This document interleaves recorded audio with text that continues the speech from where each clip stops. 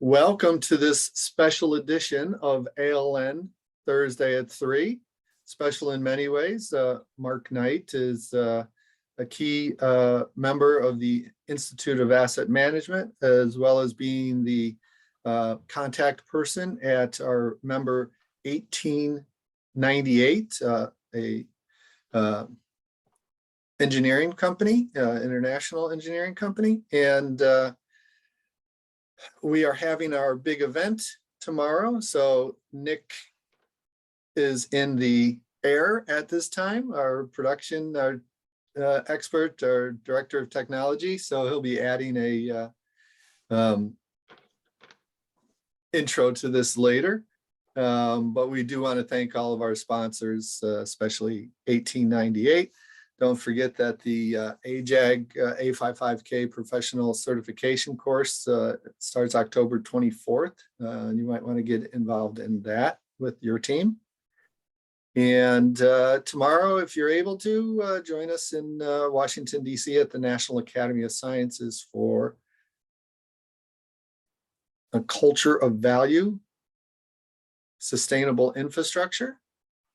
And one of the programs that we're going to be having there is called Power of Associations.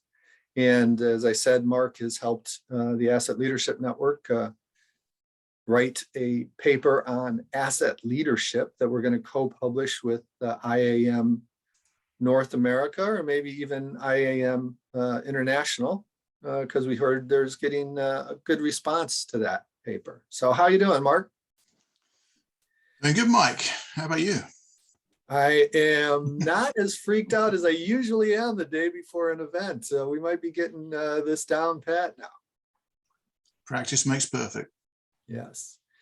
So can you tell us how you got where you're at in your asset management journey at this point? Yes. Not all the details. We don't have to know everything, but just the general arc. I guess from a more of a formal discipline, I guess I got involved with the IAM through a previous employer who was an IAM patron. And that was, I guess, in the lead up to, or a couple of years before the release of ISO 55,000. So, contributing some comments back to that. But really it was just encouragement by management. And, I started taking a look at what the IAM was doing at the time. And I guess I came to the realization that I've been doing asset management in various forms my whole career, in terms of how I look at data, how I look at risk, decision making. I mean, you look at the 39 areas, and you look at the things around defining the AMS in 55,000, and it just really kind of just grabbed my attention. So I've just been kind of focusing on that more and more, trying to encourage others to do the same. I mean, it's I guess everybody watching this has the same kind of feelings towards asset management. So hopefully they can understand that. And you come at asset management from an engineering background. What area of speciality do you have? That's another bad question. So I started as a chemical engineer because I loved chemistry and mechanical, taking engines to pieces and stuff when I was at high school. Mm-hmm. Chemical engineering is nothing like that. It's really about process engineering. So I switched to petroleum engineering after a year. So I'm actually a petroleum engineer who graduated in an oil slump and ended up as a temporary job working for the UK government doing research into the electricity supply system, and left there to work for a utility. And I've basically been in the electric distribution business my whole life. Okay. And what are you doing at 1898 these days? My focus currently and things I'm working on, advanced distribution management systems, asset management strategy, I guess most of it's around grid modernization, resilience, and asset management, and kind of some change management in areas where those kind of overlap. I mean, I think change management is one of those interesting areas that, I mean, we have management of change, as one of those 39 subjects, but that's really about proactive technical risk mitigation rather than the people side of things, that change management addresses. So that's actually one of the really strong growth areas for us with our change management practice, which is something I really believe in, but not necessarily enjoy doing myself, because, if you're going in to do change management on an asset management project, then you get to watch people doing all the asset management fun stuff while you're doing change management. So Yeah. I'm a big believer in the benefits it brings, but as long as somebody else is doing it. Gotcha. We're having an event called a culture of value, and that change management has to have that cultural impact. Yeah, and as you probably know, I mean, with electric utilities, with any company, I mean, culture is very difficult to change. Electric utilities have very strong culture, which makes implementing changes difficult sometimes. But with that type of business, safety is number one. So you don't really want an easily changeable culture. It's just with all of the things that are happening with electrification, distributed energy resources, solar power, wind power. There's a lot of change that does need to happen. So trying to get that to happen is one of the things that we're involved in, but also change is one of those things that is cross vertical. So you can do that in any industry the way that asset management is as well. Mm-hmm. I've always said that you want to say things so simply that people go, I was going to do that anyway. That was my idea. And when you have that simple message, then that's where you get progress. And that's really, I mean, that's a good starting point, I think, for asset management anyway, because whether, if people don't have formal asset management approaches, they're still doing most of the things that you would be asking them to do anyway. It's just not under the umbrella of a formal system. So, it's not starting with a clean sheet of paper. It's just figuring out where your strengths and weaknesses are, what your organizational goals are, how that aligns to what you're doing, and where you want to make changes. I think we were actually discussing something along that the other day, or if it wasn't you, I think it was you actually, Mike. We were talking about where to start, and it's, do you start with your policy, your SAMP, and work down? I mean, because every business is already in flight, unless you're starting with a startup, you're starting in the middle of that kind of chain of things that you would normally do. So you've got to focus partly on the current state and what needs fixing immediately, but then you've got to swim upstream to the strategy and policy and how the decisions are being made as well. So it's interesting, but it's rewarding when you can get it right. What experience have you had with the policy part? Reasonably little. People seem to be more focused on how can we fix short-term objectives and trying to stretch them into long-term. So that forces you back into having a strategy. I've written policies for clients before where they didn't have it, and I've basically put a paragraph in the SAMP and basically said, here is your policy, and challenge them to take it out. And I think a lot of people, especially the last few years, are taking a lot of interest in ISO 55000. Mm-hmm. Not everybody wants to be certified, but we're seeing more and more companies that want to align with it. Mm-hmm. So if you have a policy and you don't like it and it's documented and people know where to find it, you can start the process of regular reviews and changing it. So, put something in writing and get people talking about it. So that's kind of what I like to try and do, just force the issue. That's a good approach. And then one of the things that I really appreciate with you is working on the asset leadership paper. And one of our programs is called Power from Associations, because what we're trying to emphasize is that for an organization to succeed and achieve its mission, it needs best practices from many associations, and proper policy that sets the right strategy in place can allow those best practices to be assembled and used in a way that moves the organization forward. We're also having Chris Roberts, the president of the IAM, speak. And so we're trying to break down silos among the asset management associations so that we can reach across borders in ways that governments can't, to achieve some of the successes we need in order to allow human flourishing on this increasingly dense planet. Yeah, and I'm totally on board with that. I mean, one of the first things I got involved with the IAM was helping on one of the guideline documents. And what I got out of that was, I was able to share knowledge that I had that some of the team didn't have. But I learned a lot from people while I was part of that team, and made some good contacts. And you mentioned about the global organizations. I was participating the end of 2020 with the Asset Management Council's review of the GFMAM landscape document. So got to know some of those folk well.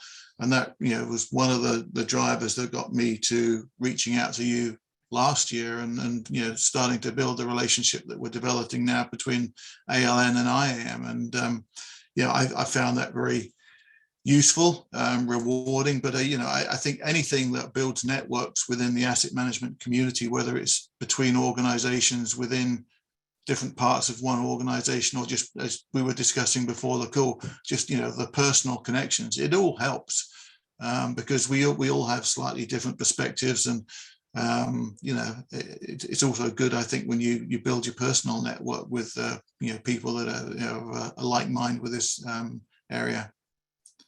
So just for those who don't have the inside baseball, the AMC is the Asset Management Council, which is the Australian asset management group, which has been around for almost 30 years, or more than 20, let's just say that. And then the Global Forum for Maintenance and Asset Management is the umbrella organization of asset management associations from around the world. And the ALN is beginning discussions with that global forum on how we can break down barriers between associations, combine and advance the message of asset management.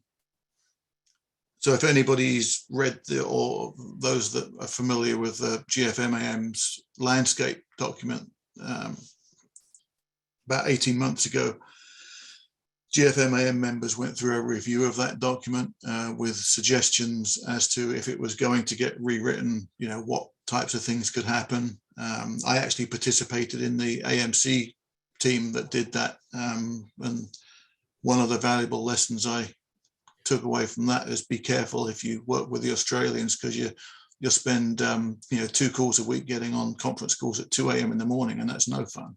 Yeah. Yes. But that document is going ahead with a rewrite that the AMC is project managing for the Global Forum. So that's starting around about now. And how do you see that document providing value to asset managers? I tend to point people to a couple of documents if they're not really familiar with asset management. I mean, I like to point people to the Institute of Asset Management's anatomy document. That's a bit more textual and wordy. One thing I like about the landscape is that it's not too texty and wordy. They break the 39 subjects basically into a page per subject, and the top half is some explanation about what that topic is, and the bottom half, which is what I found useful about that document, is it provides cross references to related subjects and also types of artifacts related to that topic. So if somebody's just said, hey, we don't have a formal asset management practice within our company, Mike, you're the guy. You know, configuration management is one of the things that we want you to lead, and a few other subjects. You know, you can go to the landscape and start with a list of artifacts and start building up a matrix of what are the related subjects and get moving pretty quickly with that. But once you've done that, then it kind of runs out of use, I think. So it'd be interesting to see where they take the rewrite. But that's when you jump into the IAM and other sets of documents. Yeah, and the IAM is one of the national members through the UK of the Global Forum. But you know, if significant things change during that rewrite, there's going to be a lot of knock-on, you know, knowledge management implications for organizations all around the world. So it'll be interesting to see what happens. No, I didn't realize it was getting that interesting. Well, you know, I guess we don't know what we don't know. I mean, they plan to rewrite it. What the plan will be, I don't know. I mean, my understanding is that each of the 13 members are going to form teams and work together to provide, you know, rewrite material, and that's all going to get coordinated into a new document sometime late next year. Well, you provide an interesting perspective on this. You're UK educated, and that's where you got your initial experience, and now you're living in the US and Massachusetts and working with the Australians. You got quite the global perspective. Yeah, I was actually trying to do some math the other day, and I guess I've lived about half my life in the US, but I guess my, you know, about 75% of my working career has been here. So yeah, from a cultural perspective, the UK has an influence, but from a professional perspective, it's essentially a foreign country, which is kind of weird. And yeah, I mean, certainly the IAM and the AMC have different perspectives, I think, on I mean, holistically, they're the same. I think they view asset management pretty much the same, but I think AMC has more of a kind of bottom-up approach. The IAM has more of a top-down approach, and ALN is you know, pretty much centered around 55,000. So, you know, you take all of those different ways of looking at the same discipline and stick them in a blender, and hopefully, you know, you come out with you know, the best of all approaches. You know, and that's what I like about, you know, working with different people who see things differently. It just gives me ways to challenge myself about how I view things. Well, what that brings up is the capability to bring people on in asset management. What you said about organizations saying, "Hey, we need asset management." All right, George or Bob, you're the person in charge, and there are these resources out there. And I think part of breaking down the silos is helping people understand what the different perspectives are from each of the different organizations. And if there was a landscape of the associations, I think that'll be helpful. And one of the things about ALN is we started focused on ISO 55000 and still, you know, I know that chapter and verse, but we're now saying we support a structured approach to asset management. And that's why tomorrow we're starting off with the New York Academy of Sciences providing their infrastructure architecture framework. They spent 2 years and involved the United Engineers Federation, which includes the American Society of Civil Engineers and IEEE and chemical engineers and 6 total engineering associations working together on that. And we'll have David Topman from the ASCE and representatives from the New York Academy of Sciences talking about how really large organizations like New York or other municipalities, or I'm trying to promote this in military bases because military bases are cities in and of themselves, how to deal with the complexity of the electric and the sewer and the water and road systems and school systems, everything. And one of our senior fellows, Marty Rowland, has an approach to that also. That's an ASTM standard. the other thing we're doing tomorrow is having Chris Roberts speak. He's the president of IAM. You've had some interactions with Chris, haven't you?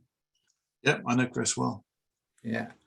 So he's tonight at the UN dinner, and will be coming tomorrow morning to be able to make his presentation in the afternoon. How do you see the IAM and the ALN's relationship building? I hope it's going to keep building and go from strength to strength.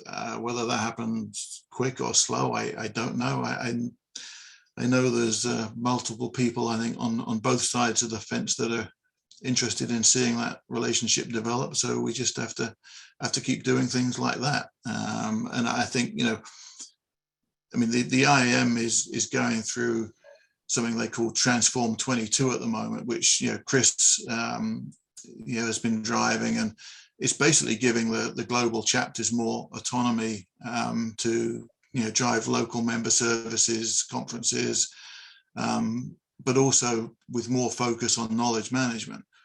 And it's kind of nice because I think in the US we'd already taken the approach that we want to do things that are more US centric with the chapter anyway, because different countries are at different points in their asset management journey. And I think the UK and Australia are probably further ahead than the US, at risk of going out on a limb. But I think the opportunities here are incredible. And IAM and ALN have slightly different perspectives. We started talking to work on that paper that you mentioned on asset leadership. And so, we're kind of meeting that objective of focusing on local objectives while also, working on knowledge development. So I think we're half a step ahead of that effort. But I think what the IAM is trying to do is do that for all of the chapters.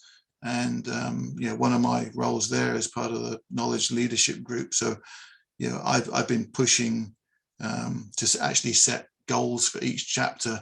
Like we require at least X pieces of new knowledge from each chapter, and hopefully we can work to the point where they're actually working with universities, because that will give some student research assistance to helping put material together. But the other thing it does is it gives us the opportunity to work with students and give that industry feedback to folks in their senior year, and bring a broader understanding of what asset management is, so we can hopefully attract new thoughts and new minds to what we love, rather than having to pull them out of other fields once they've graduated. Well, I'm glad you brought that up for two things. One, I want to mention that the ALN is establishing the ALN Higher Education Asset Leadership Board, and there's going to be a two-prong initiative of this board.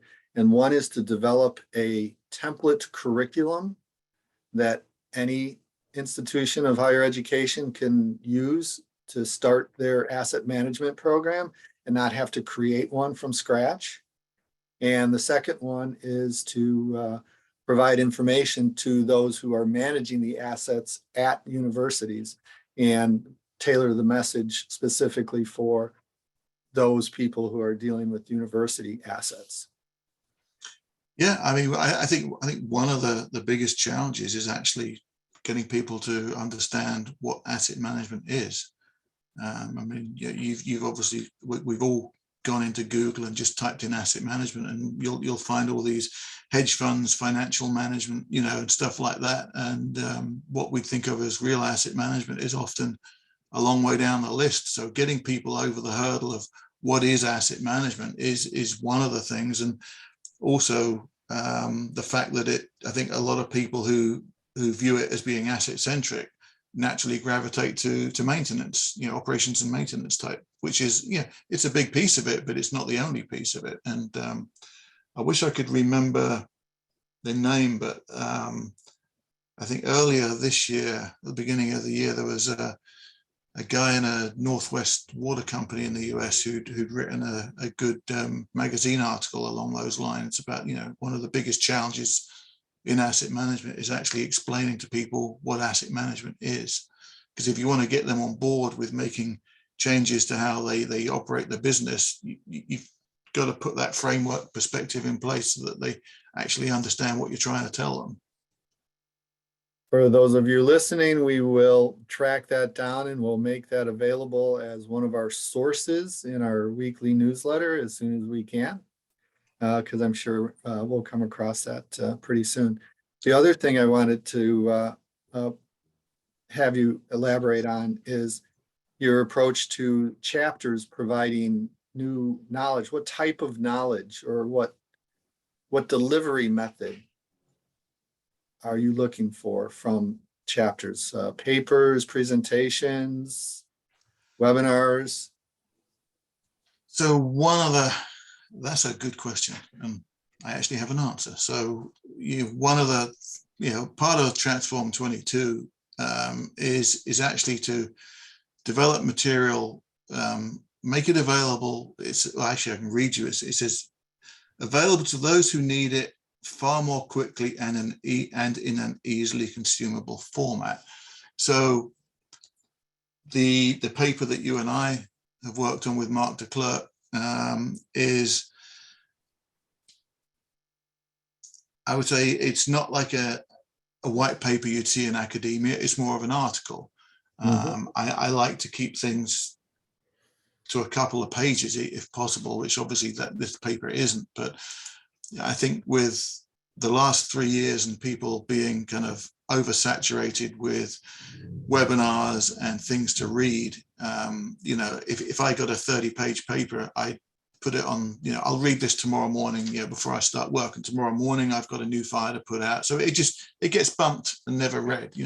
2 pages you can sit down and read in a couple of minutes. So I think more lightweight things that touch on topics that force people to think and challenge their perspective on things are what really add value. One of the things SMRP does that's good is they have an online forum for people to ask technical questions of each other, and the IMs also put something in place like that, which I see kind of diverging into how do I create an asset management plan or something like that, versus people asking more esoteric questions and just having arguments online. And I think those are good because it gets people to engage with each other. But it's also, discussion forums really hit that dynamic aspect of sharing knowledge. And one of the things we discovered pretty early on with that was people come out with some pretty good rules of thumb. And hey, somebody once told me this early in my career. So we have to find people now that have the time to actually kind of go through those forums and scrape up that good material. And how do we then make sure that it's stored in a place that's kind of less transient, where it's available to, for people to go back and read later. Well, it's a pleasure working with you on developing this content. And Jim Dieter started the ALN Thursday at 3 to replace the casual conversations that people have at conferences and hallways in between meetings. So it's been nice having that casual conversation with you. Sorry you won't be able to be there tomorrow, but thank you for representing it here today. And look forward to finalizing that paper, getting it out, and probably drag you into a policy program that we're having in the near future. So I'm hustling people with the peer review, so hopefully we can do that soon. Okay, great. Thank you so much for joining us, Mark, and thank you to our audience for listening today and those who will listen in the future. Thanks, Mike, and good luck with the event tomorrow. I hope it goes well. I appreciate it. I couldn't be there. All right, we'll miss you. Bye for now. Okay, bye.